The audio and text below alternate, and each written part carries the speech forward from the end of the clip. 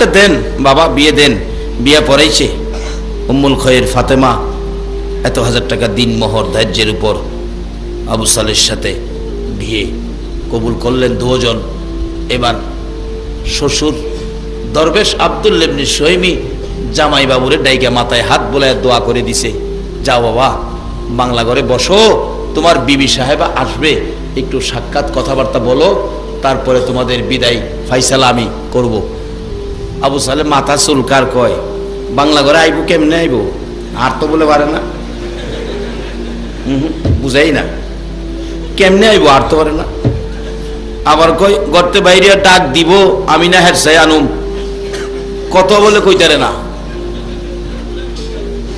এরপরে সুহ দেয় না, আমি যদি ডাহি একদিকে থেকে যাইব এটা আরেক দিকে।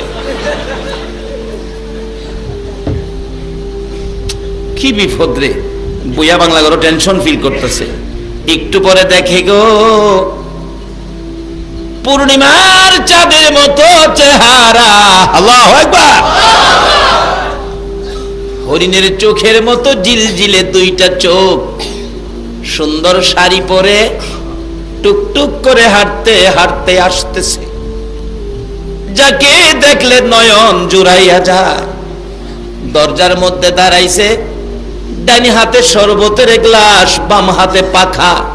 দরজায় দাঁড়াইয়া ডাক দিছে, সালাম দিলাম গো প্রাণের স্বামী আবু সালে।